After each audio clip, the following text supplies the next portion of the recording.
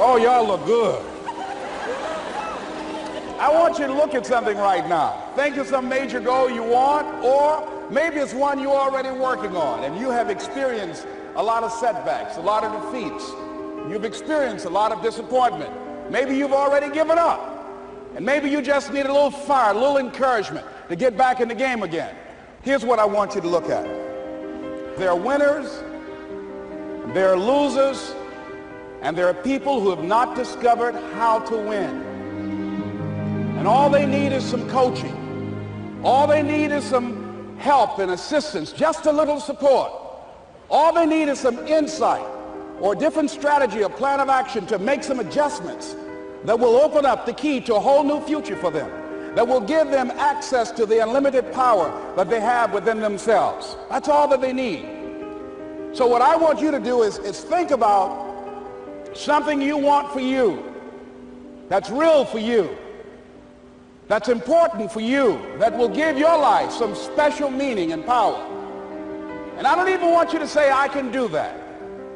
I don't want you to assume that.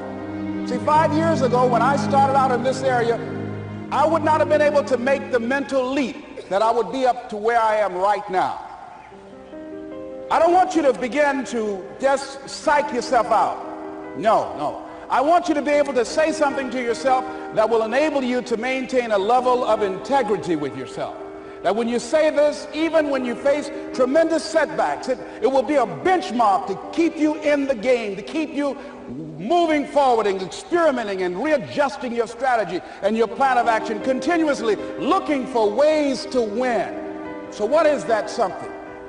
When you got an idea you want to move on, you might not have the money, you might not have the education, you might not have the support or the resources you need.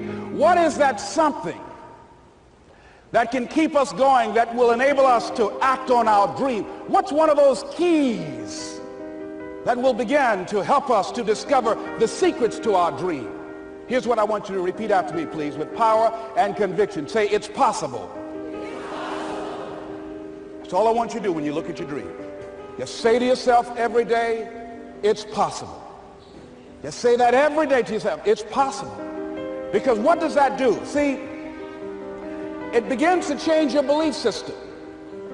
See, the way in which we operate, ladies and gentlemen, it's a manifestation of what we believe, what's possible for us. Whatever you've done up to this point, all that it really is a duplication, it's a reproduction of what you believe subconsciously that you deserve and what's possible for your life. Most people operate out of their personal history, out of their memory, things they've done, things they've experienced, things they've seen, things that they have observed. What I'm suggesting that you operate out of a larger vision of yourself. I want you to see yourself doing what you want to do, experiencing what you want to experience, having what you want to have, doing what it is that gives your life some meaning and value. Operate out of your imagination, not your memory. Because whatever you look at where you want to go, I'm wanting to warn you, you will have some conversation back here after you go through the data that you've experienced in life saying you can't do it. And so what you want to begin to do is ignore that inner conversation. Well, most people, ladies and gentlemen, when something happens to them, what they do is they begin to believe that that's the way it is. That's the way it's always been.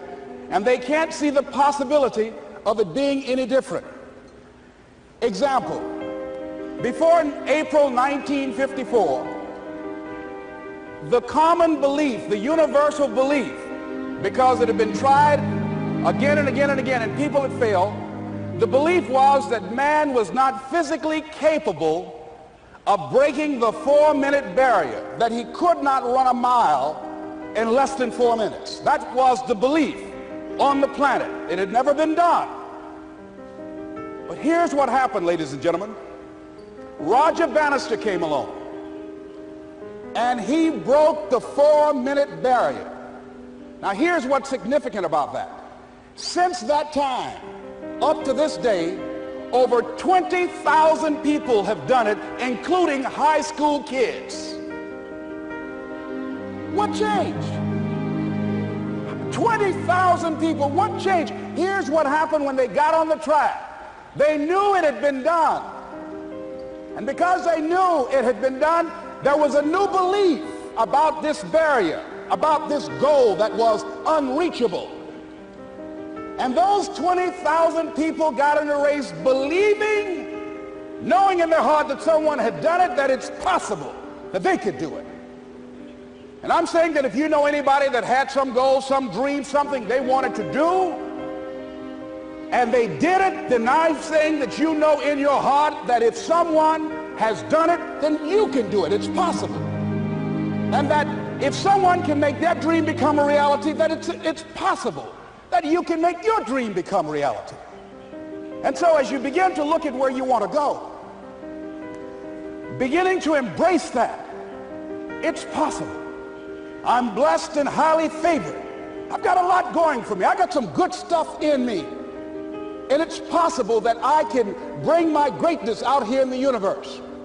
That I can do what I want to do. It's possible I can write my own book. I can have my own business. I can take the trip and travel around the world. It's possible. I can bounce back from adversity and reinvent my life. It's possible.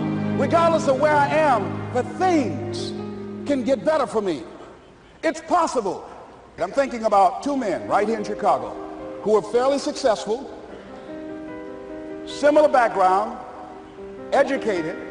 They worked for a corporation for many years, and they were among many people that were laid off.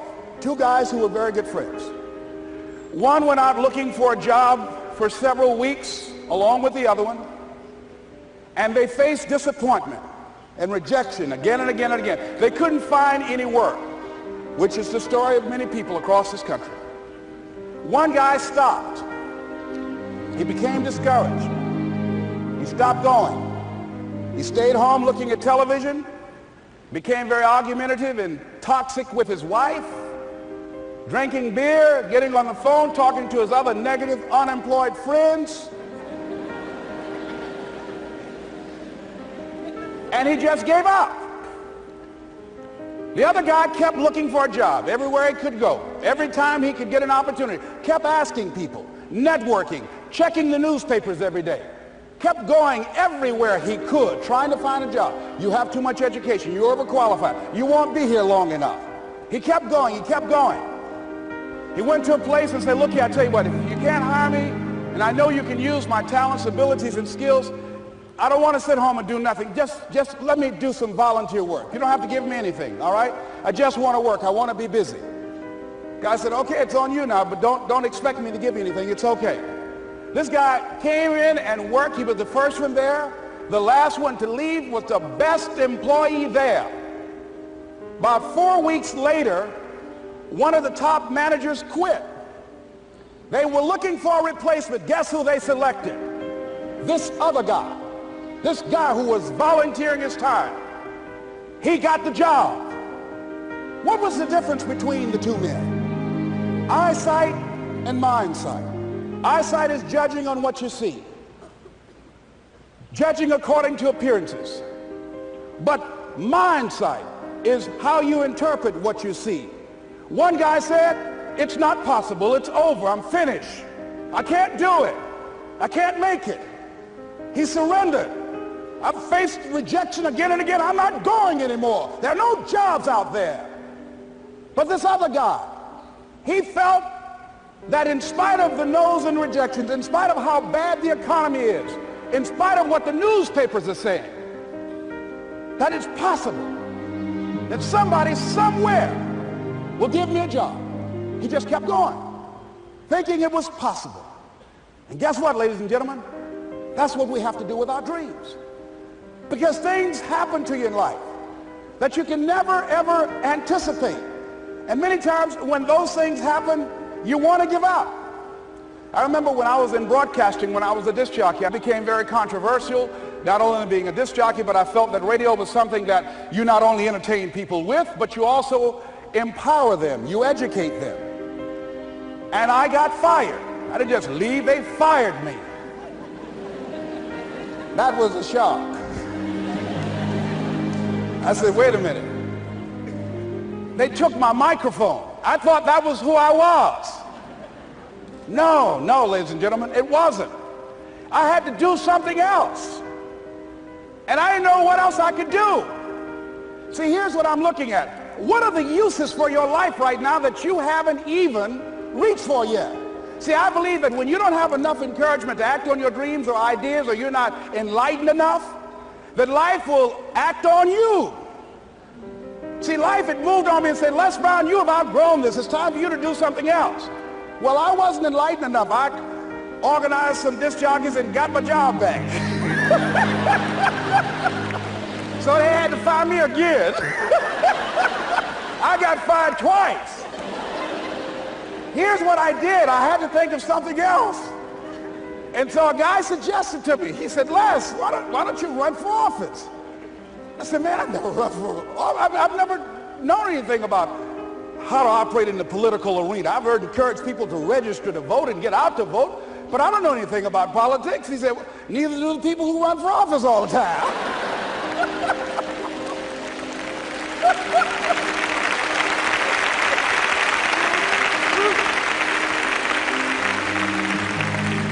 So I ran. Now here's what I'm suggesting. I ran. You got to do what you can where you are with what you have. I didn't have any money. I didn't know anything about the political process. I didn't even have any support. But here's what the guy told me. It's possible you can win. That's all I had. I was running against an endorsed candidate. He was an incumbent. He had the newspaper support, all of the leadership in the community, and I was challenging this guy. So I had a saying when I was on radio, stand up for what you believe in because you can fall for anything. And I would go door to door. I have my kids on one side of the street. I would be on the other, and I'd knock on doors. Hello, my name is Les Brown. Tell everybody I'm still standing. They get on the phone. Child, Les Brown was to my house today. You know the boy on the radio with the big mouth? Yeah, they fired him, honey. Say he's still standing. See, I'm saying just keep moving. Don't start feeling sorry for yourself. Don't spend time blaming and talking about what happened to you. See, whatever you talk about, that's what you multiply and expand in your life experience. So don't talk about stuff unless you want it to keep on happening to you, all right? So I got in that kind of action.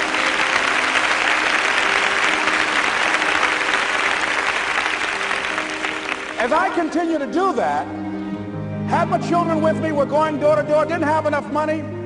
Eventually, we got close to the election and something happened that really surprised me. Guys who I thought were going to either support me or stay out of it, various powerful community leaders, they became involved in it and they endorsed my opponent. I felt devastated. Now that's going to happen to you when you're working on your dream. Things are going to happen that's going to catch you on the blind side. That was shocking to me. They didn't have to do that. All they had to do was just stay out of it. But here they go, come up in there messing with me. Now that's going to happen. There's some people who believe it's their personal business to stop you from living your dream, all right?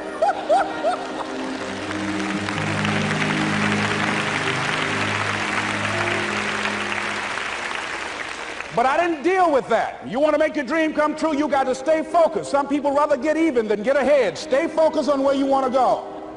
I just kept on doing what I was supposed to do. And so I was driving to the radio station. My opponent had over $20,000. I had less than $800. As I was in the radio station, the guy said, "You're going to make a commercial?" I said, "Yes." He said, "It better be a good one because that money can't go pretty far here." And I sat there in the middle control room and I was thinking. And here's what happens when you get still. Stuff will start coming. Something said, "Call your mama." You used to talk about your mother on the air all the time. Ask her to say a few words for you. That'll be a different kind of political spot. So I called my mama, and I had a gospel record playing in the background.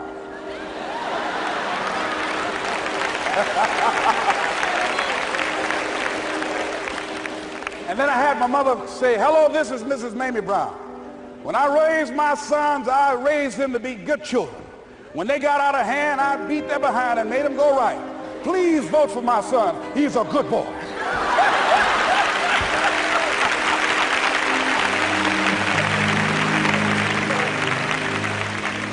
Usually in the state representative race, maybe 3,000 or 4,000 people will come out to vote in a primary. In that primary race, over 27,000 people came out and voted and said, "I'm voting for Les Brown because his mama said he's a good boy." I won, ladies and gentlemen. I won.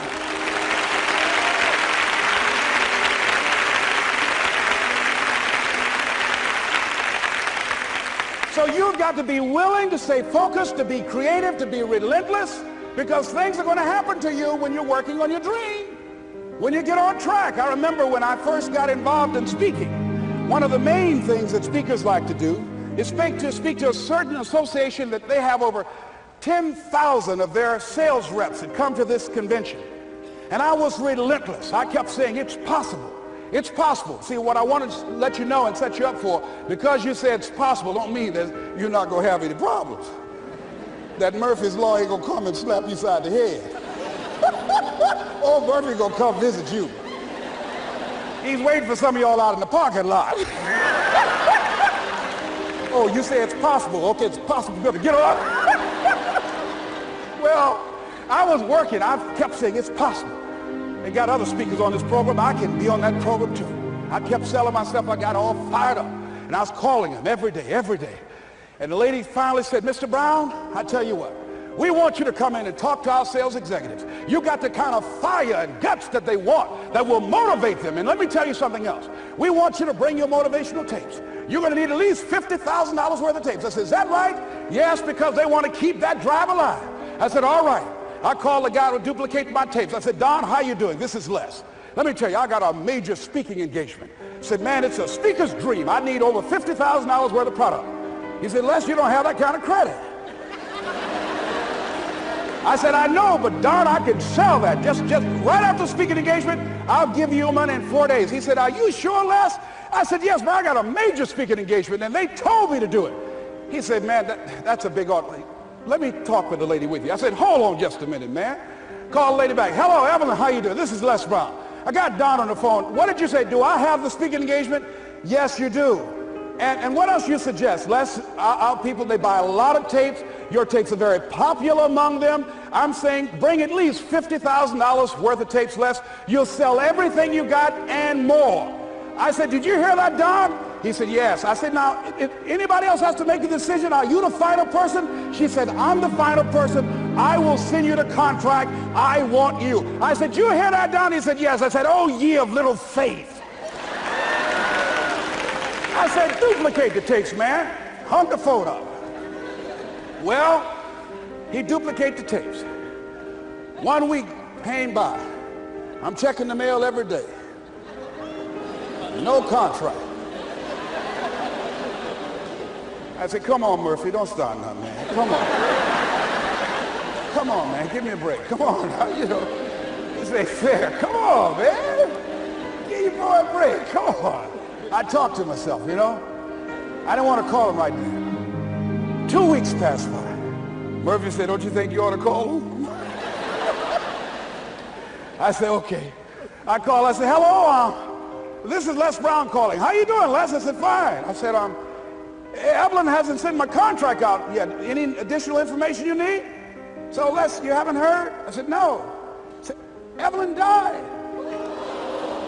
I said, she died? I said, did she say anything about me?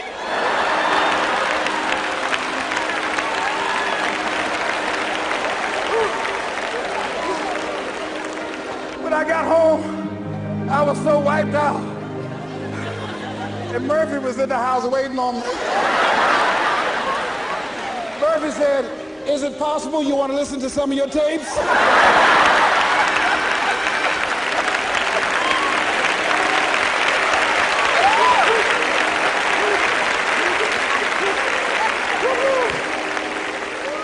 But ladies and gentlemen, here's what I had to do. I had to begin to focus on what was the solution. That this was not the only place that I'll be able to sell those products. And as I began to challenge myself and got some help and support and some other input, I eventually did. It took longer, but it was challenging. But I did it. Repeat out to me, please. No matter how bad it is, or how bad it gets, I'm going to make it. I'm going to make it. Shake somebody's hand on your right and left and say, you got that right.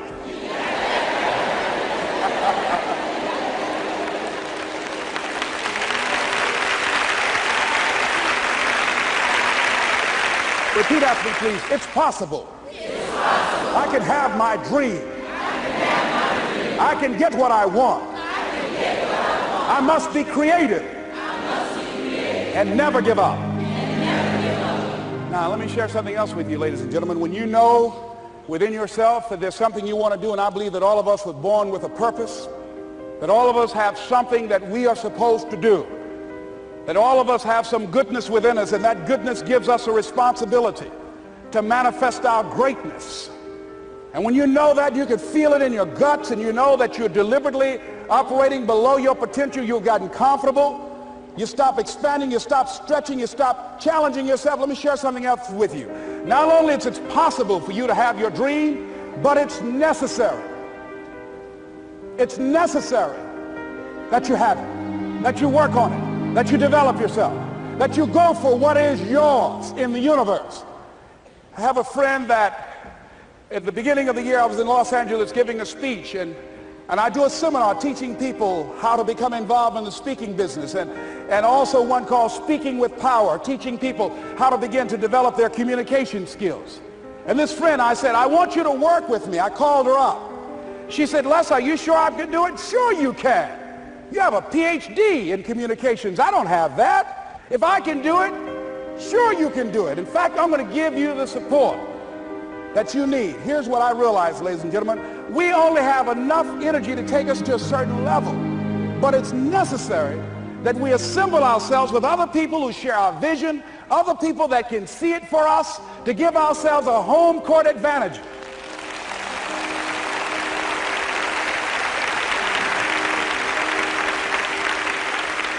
So it's necessary that you seek out other people who think like you, who are growing, who have decided that they are not satisfied with where they are. See, I don't believe that necessity is the mother of invention. No, necessity, in my opinion, is not the mother of invention. Refusing to accept things the way that they are is the mother of invention.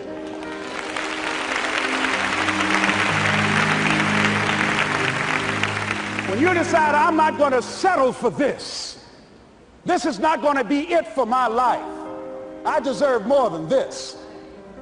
See, that will start making you do some stuff. See, a lot of people go to work every day miserable, and all they do is just talk about how miserable they are. But they don't do anything about it.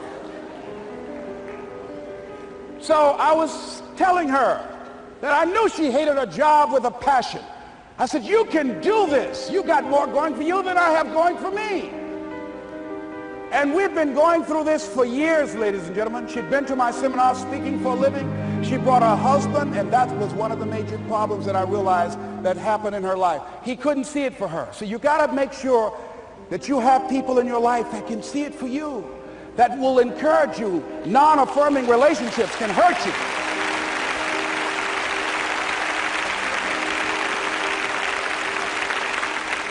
And I talked to him. I said, you know, I don't have anything to do with your marriage. I said, you and I are good friends, and she and I are good friends. And I'm not taking sides. I said, but if you can't see it for her, don't tell her that. Just give her some support. What if you're wrong? It's possible, man, that if I'm doing it, she can do it. Well, you're different. How are you going to tell me that? You've seen her speak. She's got great speaking skills. Don't underestimate her. You don't know. You got a great woman here. But you see, people who can't see it for themselves can't see it for you. He was happy.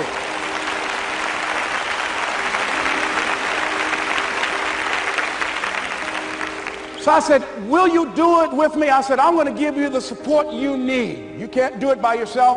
I will stand with you. She said, you will? I said, yes. I'm going to make you a part of my seminar. You'll do a part of it, and I'll do a part of it. Speaking with power. She said, okay. 3 days later, ladies and gentlemen, I got an emergency call at my office. It was from her husband. He called and said, tell Les Brown that Marion is dead. I said, oh no.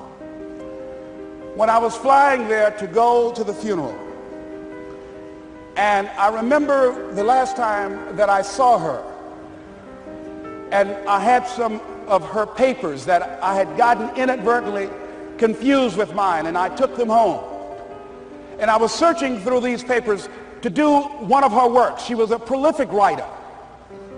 And And what got me, what was so sad that made me begin to cry, was that there were poems that she had started that were profound poems, great thoughts that she didn't complete. Plays that she had started that she didn't complete. See, that poem was given to her. I can't finish that for her, nor can you. That play, whatever the outcome that she had envisioned, that she had imagined, was given to her. Only her. And she's the channel that was going to come through. You are here, and you are the vessel, you are the outlet for the universe. That you've been selected. There's something for you to do. I believe all of us have some purpose for being here.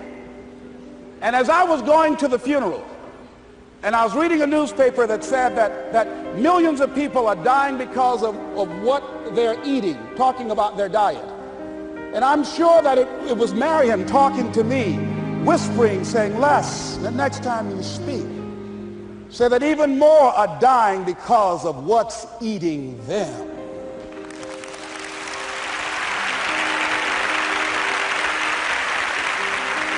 When the challenges of life come your way, you've got to find ways to increase your sense of self-appreciation, because if you don't, you're bombarded with negative stuff every day that beats you down, and you will find yourself unconsciously engaged in self-destructive behavior. If you don't program yourself, life will program you.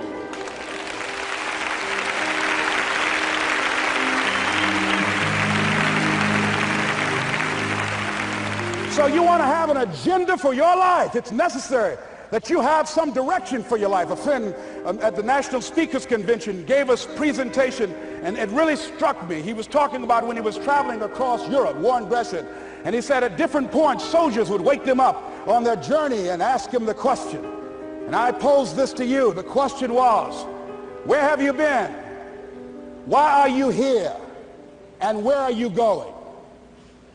And that's what I ask you. Where have you been? Where have you been up to this point? You look at your life. You look at what you produce. Is it giving you what you want? Are you living on purpose? Are you living your dream? Are you acting on your ideas? Are you doing all you can do? Have you gotten comfortable? Are you procrastinating? Are you evading your own greatness? Are you surrounding yourself with people that can nourish you? Are you challenging yourself? Are you experimenting? Are you learning something different? Is your life an adventure, or is it boring? Where have you been? Why are you here? What brought you here? Investing the time, the money. What brought you here? And where are you going? What is it that you can get out of this session, out of this lecture? That when you leave here, rather than this just being a spectator event, that you got some idea, some dream, that you might have to go back and brush it off and look at it again and say, I've got to do this. This is my stuff. This is what I'm supposed to do. This is why I showed up. Where are you going with your life? What decisions are you making right now as you look into the future? Are you experimenting to find out what other talents and abilities that you have? See, we're in a time right now. The day is gone where you could just go to college and get out and get a job and work 30 or 40 years with job security and retire with a gold watch. The gold watch days are gone. Brand new day. Party's over. So now you have got to be multi-talented and multi-skilled. You've got to use all your stuff. You don't know what else you can do. I don't know I can do what I'm doing right now. It's necessary that you stretch and challenge yourself and say, let me see. I start out as a trainer. I'm a trainer. That's what I am. That's what my expertise was in. And then I decided, let me see, can I speak? And then I discovered, hey, I can do that. What if I hadn't tried to do than just been satisfied with just being a trainer, with a limited vision of myself? And then after training, and then I said, well, maybe I can go into business for myself. And I started speaking, going into business for myself. Well, maybe I could train other speakers and teach them how to go into business for themselves. See, you want to have a backup plan. You want to have other strategies for yourself. In case this doesn't work out, you've got something else going over here. You don't want to ever put yourself in a situation where you have a limited vision and you're only using a limited amount of your talents, of your skills, and of your abilities. And I'm saying to you, it's possible you've got some talents, some ideas in you, your ability to do some stuff that you haven't even discovered yet. And I'm suggesting that it's necessary that you get outside of your comfort zone. It's necessary that you develop some new relationships where you can learn from people. It's necessary that you do reading, that you do research. It's necessary, if you're already involved in some business, that you don't be satisfied with where you are. If you want to make it today, it's necessary for you to constantly look at ways of getting better. Not only is it possible for you to have your dream, and it's necessary for you to challenge yourself to go after it and get better and leverage relationships that can help you get to where you want to go, but it's you.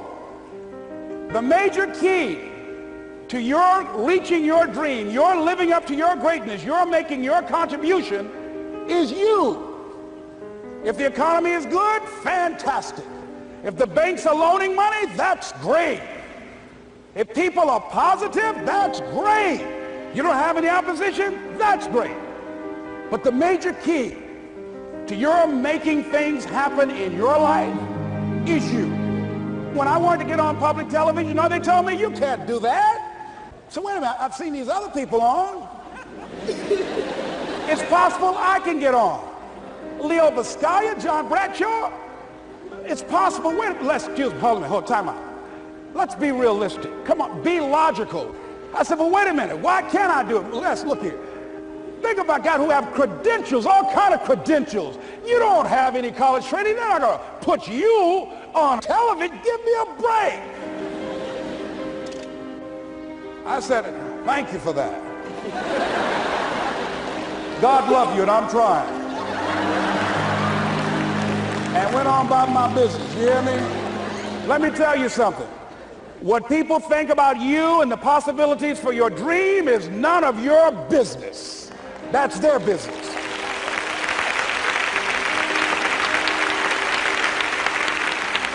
They have no imagination, ladies and gentlemen. They're living out of the past, out of their memory. Their attitude is it can't be done because they haven't seen it. They're judging according to appearances. The people that are going to make it in the future, the people that are making it today, let me share something with you. History is being read, but it's also being written by people with imagination.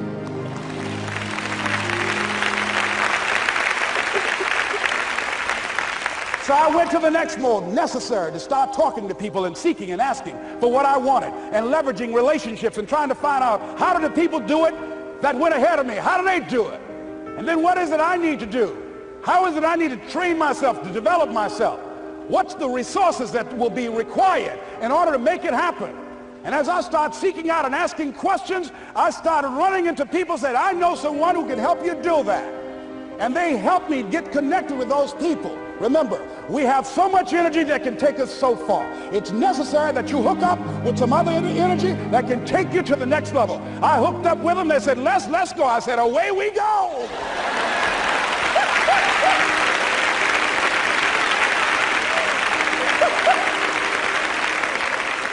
And guess what? Here we are. I love it. You want your stuff? It's necessary you take responsibility for it. That you make it happen, that you don't give up, that you don't take any objection or disappointment or defeats personally, that you keep on keeping on, that you don't decide that I can't make it because you can't see the light at the end of the tunnel, that you realize that's a part of the program. And here's something you've got to resolve. Say this to yourself every day. See, as long as you're breathing, you got a shot at your dream. That's the way I resolve. Say this, please. It's not over until I win. You got that right.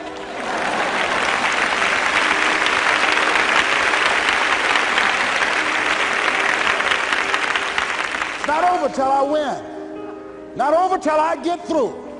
It's not over till I get over. Not over till I get what I want. Door can't open today, look out. I'm going to come back and take the hinges off. That's how you got to do that. You've got to have that kind of courage, that type of determination. If you want to make it happen, it's you. That you've got to take personal responsibility to make it happen. That you have got to own what it is that you want to do. If it's taking care of your well-being, if it's making a difference in our school system, if it's working with senior citizens, if it's to protect our ecology, if it's to create an economic renaissance, if it's just to take yourself to another level, it's you. You've got to make that happen. We can point out many things that can make it inconvenient or can slow us down. but ultimately, it's on us.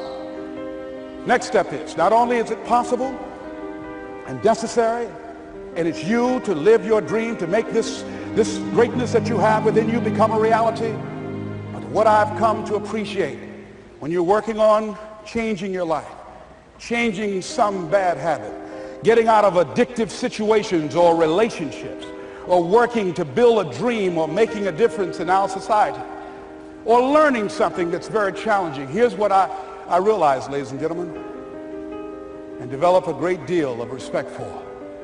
It's hard. Easy is not an option.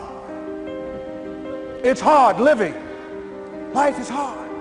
See, it's hard when you're 49 years old, been working on a job for 17 years, and they come in and tell you you're finished and give you 1 week severance pay. And you got to start all over again.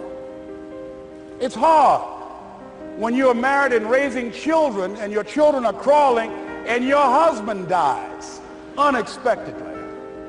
It's hard handling just the tragedies of life. It's hard when you're working on something and you put everything you have in it and it doesn't work out. You lose your money and other people's money. It's hard.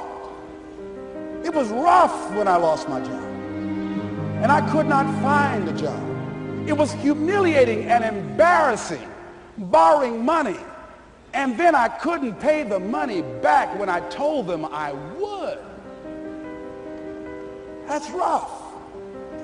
How people look at you, how they respond to you. It's very hard. It's humiliating. Here's what I discovered that happens to you in life, that you will go through things, and while you're going through them, you can't understand why it's happening to you. But after you go through it, you get back and you look at it and you say, oh, now I understand why I needed that lesson.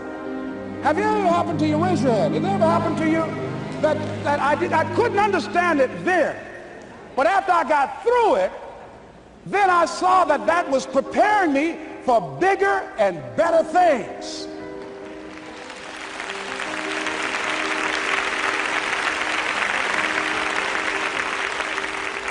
That as you go through the challenges of life and you look at it and embrace whatever comes to you, don't run from it. Step toward it. Don't try and duck it like most people do. See, most people want it easy. See, easy come, easy what? Easy go. See, but when you go at what you're going to deal with and you deal with the difficulties of it, when you handle those hard things close at hand, making those hard decisions right now that you don't want to make, learning those things that you don't like to do, but you know that in order for you to get where you want to go, this is one of the hoops that you have to flip through. And I'm saying to you, whatever you got to do it, because if you don't, life is going to whoop you until you surrender and say, okay, all right, I cooperate, okay, I learned, okay. It had to wear me out a long time. So if it's hard, then do it hard. Now, how do you hang in there during the hard, difficult times? Les, you must have faith. You've got to believe in yourself. You've got to believe in your abilities. You've got to believe in your service, your company, your ideas, unquestionably. You've got to have faith, and that faith gives you patience. That it's not going to happen as quickly as you want it to happen. A lot of things are going to happen that will catch you off guard.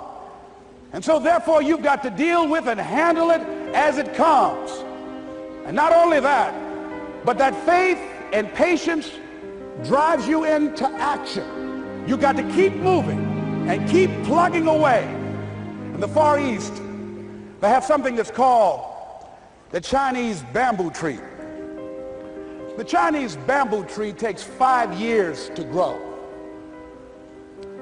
And when they go through a process of growing it, they have to water and fertilize the ground where it is every day. And it doesn't break through the ground until the 5th year. Okay? But once it breaks through the ground, within 5 weeks, it grows 90 feet tall. Now the question is, does it grow 90 feet tall in 5 weeks or 5 years? The answer is obvious. It grows 90 feet tall in 5 years.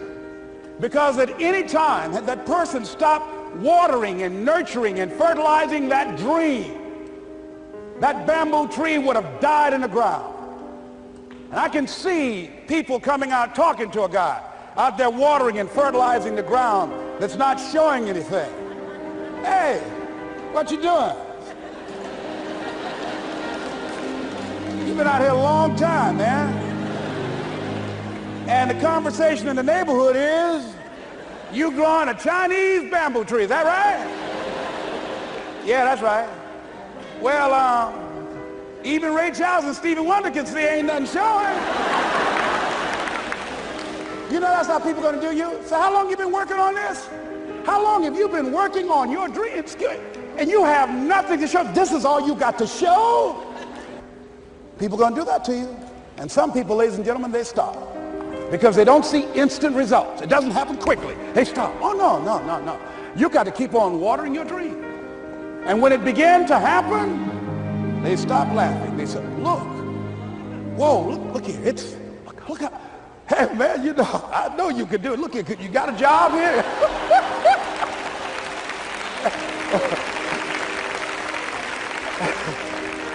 See, during those hard times, we didn't know how you're going to make payroll. During those times when you failed and things didn't work out, they were nowhere to be found.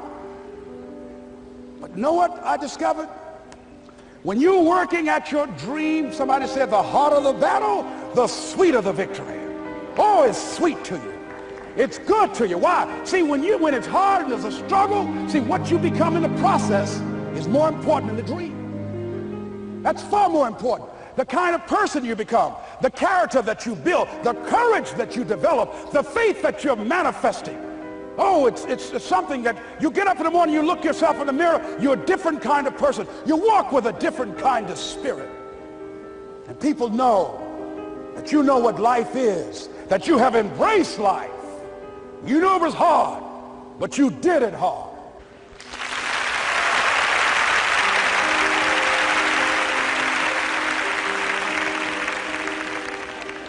Now that takes us to the next level. If it's hard, why do people do it? You ask people who do things, why do they go it? People who climb mountains just for the sake of it. Nobody paying them to do it, just do it. Somebody said, I'm going to run around the world. He said, well, why would somebody want to do that? I'm going to swim the Atlantic Channel. Why? Why do people do that? I wondered, why would a Nelson Mandela give up 26 years of his life? Why do people do that? Here's what I discovered in high school. High school, I decided I wanted to go out for football. Never forget this. And I discovered why people do things. You know why, ladies and gentlemen? Even though it's hard, it's worth it. It's worth it. See, one day we had Coach Alkin Hepburn had this plaque down there. And this wood on the floor, on the ground. He said, Brown, come over here. Had my suit on. I said, yes, sir. He said, I'm going to have old Larry Littles down there. Old big Larry. Yes, sir. Big, fat, sorry Larry. Yes, sir. Brown, I want you to get down bull neck. Yes, sir. He said, I want you running Larry. I want you to put your helmet right in his pit, right up in his chest, and knock him off that board. You hear me, Brown? You can do that. Yes, sir. Can you do that? Yes, sir. I say, hubba, hubba. I say, hubba, hubba. He said, Brown, I want you to knock him off. You're going to make the team. I know you can get him, all right? We'll get him. I'm sorry he is. Knees knocking and everything. I said, yes, sir. Then he went down to Larry. Larry Littles, who played 12 years for the Miami Dolphins, all pro for 12 years. This is a bad, big dude. 250 pounds, strength, agile, and all muscle. He said, Larry, he said, man, you know Brown down there. He's down there talking about your mom and everything. He talked about how fat and sorry you are and how he's going to knock you off this board. Larry now spitting fire and growling and foaming at the mouth. Now I'm looking at Larry saying, oh, hubba, hubba. He said, look at that fool down there ground. He told me he's going to scare you that you're going to leave. Are you going to leave? No, coach, I ain't going to leave. Go down there and knock him out the park. Boy, coach got back. He winked at me. Go get him, Brown. I went hard. I ran into Larry with my helmet. Larry said, boom. I don't know where I landed. When they woke me up, I said, can y'all take this helmet off me for a minute? I said, y'all got any more positions out here? They said, like where? I said, don't y'all need an announcer? They said, Brian, where you going? I was crying. They said, man, some girls over there. I said, I don't care, man, I'm hurt. He said, that fool almost killed me, man. He said, Brian, you quit, man? I said, yeah. I said, what? I said, it ain't worth it, man. No, it ain't worth it. Y'all go ahead. Y'all crazy. I'll be your announcer, man. I was calling the game. I was up there in the booth. Call good games, too. Because the pain wasn't worth it to me. And I'm saying to you, you know why people do what they do? The people who go after their stuff, what makes it worth it? It's got to be your passion. You got to love it, ladies and gentlemen. You got to love it. It's got to be what you are supposed to do. You want to sing, and even though they want to invite you to Carnegie Hall, you're going to sing to anybody that listens to you, including singing to yourself. I used to talk to my plants when nobody else would listen to me. You got to write, even if no one published your book, write, because that was given to you to do. You do what it is you're supposed to. You're supposed to build something. You're supposed to create something. I don't know how to do it. Learn. Do whatever is required. Just go out there. It's possible you can get what you want. It's necessary. If you want it, you got to go into action. You got to be willing to experiment. You got to be willing to fail and to succeed. You got to be willing to form and develop new relationships. It's you. It's on you. You got to make that happen. Nobody's going to bring it to you on a silver platter and say, here's your dream manifested. No, it's hard. Yes, it's hard. It's difficult. Yes, right. And it's worth it.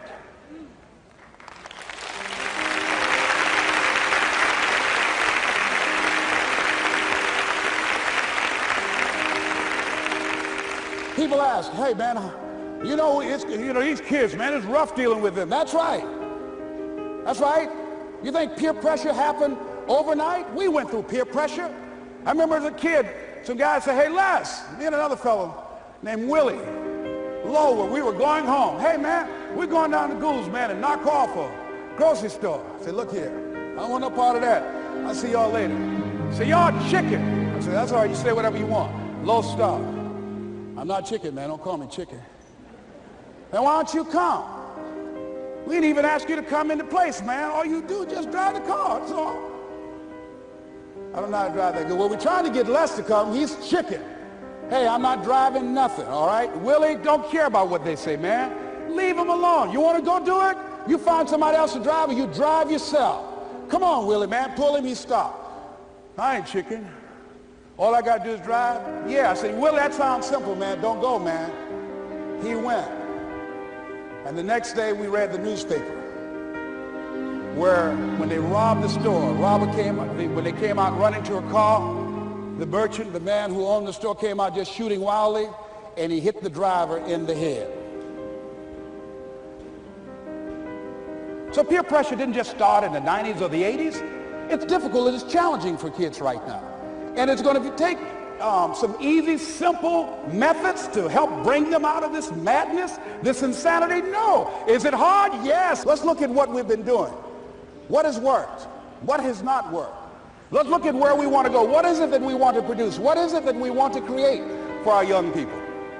And as we think about that, start experimenting with different methods and techniques to create and to produce that. And begin to believe that it's possible through our commitment, through our vision, through our determination, our relentlessness.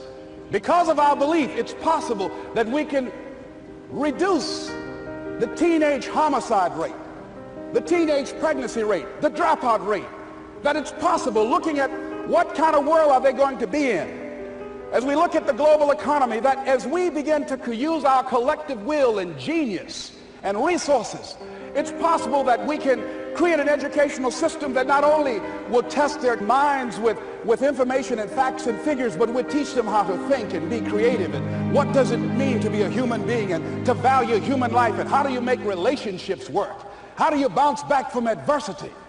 It's possible that we can give them a curriculum that will give their lives a sense of purpose and direction and meaning, and teach them how to begin to know and operate on a higher level of being, where they become assets to our society rather than liabilities. What if we leave here with that kind of consciousness that it's possible, as opposed to saying we have to write this generation off, that it's possible that we were born for such a time as this and that, that maybe someone here has the idea or the method or some plan of action or an approach that can resolve many of the problems that we're facing with young people today.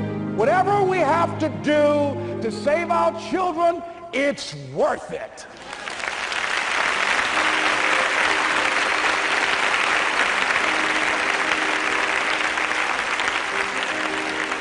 So that brings me to the final step, that it's necessary for us to begin to look at the future and know that it's possible that we can have our dream. Yes, it is. Other people have done it, then we can do it. We fail a lot of times. Well, a lot of other folks fail, and eventually they came back and they succeeded. So it's possible we can have what we want. And we know that we want to get it. It's necessary that we align ourselves with people that think like we do. It's necessary we get negative, do-nothing people out of our lives. It's necessary we never stop learning and growing and developing ourselves. It's necessary that we never give up. We know that it's you, it's me. It's being responsible for our stuff and deciding that we're going to keep on keeping on, and that we're going to find a way to win or find a way to make it happen. And we know it's hard. It's not going to be a picnic. Yes, it's hard, and we will do it hard. And once we do it hard and we go through it, we realize it was worth it. And once you discover it was worth it, it is done. It's done.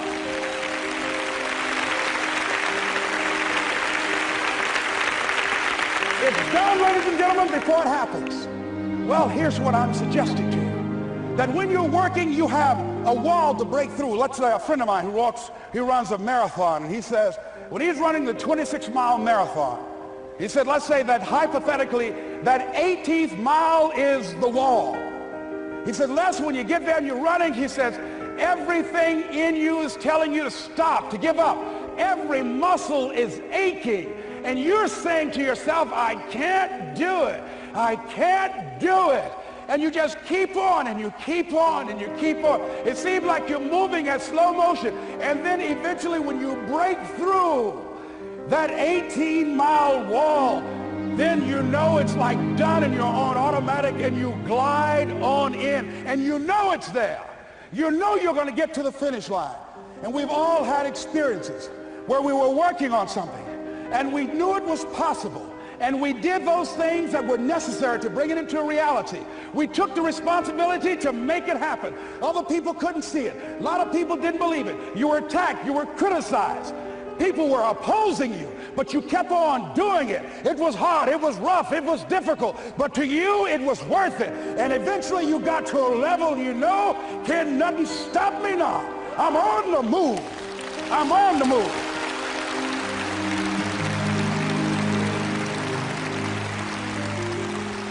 Finally, I'm thinking about a friend of mine who is no longer operating on this dimension. His name is Jack Boland. He had this vision of a church that would serve various types of needs for people, their supportive needs, and helping them in recovery from drugs and alcohol and whatever addictions that they might be involved in. And he was known for bringing in different kinds of speakers. And over a year ago, he was diagnosed as having cancer, and he announced to his congregation that he's going to be taking chemotherapy, and that it was a possibility that the cancer would go in remission, and he was optimistic about that. And sure enough, it did for a year. And one of the things Jack always talked about is that he wanted to have his funeral while he lived. And so he invited a few friends, Wayne Dyer and myself and a few other speakers. He didn't tell us why we were there, but once we gathered there, the church, they told us in the room that Jack is going to announce to the congregation, he's bringing his doctor up. The doctor is going to say that we felt we could keep it in remission. It's out of remission, and he doesn't have much time left. Whatever words you want to say to Jack that you would say if he had made his transition, speak those words now. Well, we were shocked and we were somewhat stunned until Jack got there. They brought him in a wheelchair, and boy, was he courageous, and he had a strong smile, and they helped him up the steps, and he sat behind the podium, and each of us got up and we said a few things about Jack and the impact that he made on our lives. And he said, the doctor, after announcing that Jack didn't have long, he says, "Doctor," he said, "I accept what you say, but it's possible that does not have to be the case. But if it is, I will enjoy life to the very last breath I take, even the chemotherapy. I will enjoy that." And Jack did, ladies and gentlemen. And when they said that all of his vital organs were failing, they called his family and his close church staff to the hospital and said, "He's dying." And so they came and they all gathered in the room. And Jack at that time was unconscious. And he gained consciousness, and he looked at them and he said, with what strength he had, he said, "I want to thank you all for being here. You've been a great staff to me." He looked at his sons, his daughter, he said, "You've been a great family." He said, "Don't feel sorry for me." He said, I'm ready to go. I'm looking forward to the next adventure." And he sat there for a little while, laid there, and he closed his eyes, and he lost consciousness. About an hour and a half later, he opened his eyes, and he looked at them, he said, "This is embarrassing. I'm not dead yet." They were laughing through their tears. They said, "Jack, you are a character." He said, "Hey, I hate giving up this kind of control." So they predicted that Jack would die at the end of February. And then on the 2nd, they said, he won't see the light of day. He will be dead by morning.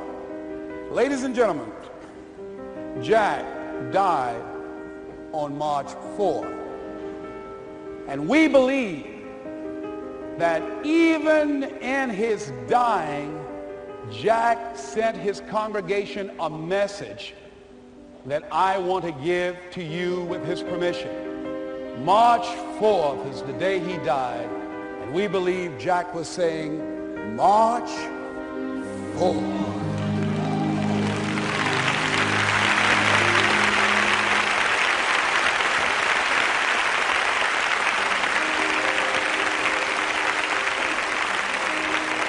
So I say, as you look into the future, while other people are giving up, feeling like victims, feeling powerless, becoming negative, turning on each other rather than to each other, feeling that they can't make it, be ye not conformed to this world, but be ye transformed by the renewing of your mind with the mindset of that it's possible that we can save this generation. It's possible that we can create new industries, a new economy. It's possible that I can find a new profession, a new job. It's possible I can create a new life. And it's necessary that I become actively involved in becoming a positive force in my life and on the planet. And it's me, yes, it's you, it's all of us pulling together, working together to create this brand new future. And it's going to be hard. Easy is not an option. But if it's hard, we will do it hard. Whatever is required to snatch victory from the jaws of defeat. And it's worth it, yes. It's worth whatever we have to do. And once we know that, it is done. It is done. It is done. It is done.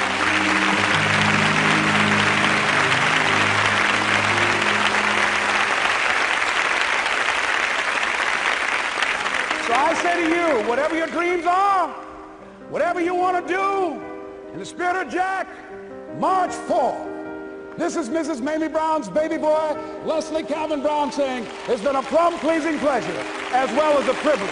Thank y'all here. Thank you. Thank you. Thank you. Thank you. Thank you very much. You're very kind. Thank you. Thank you very much. for a time. Thank you.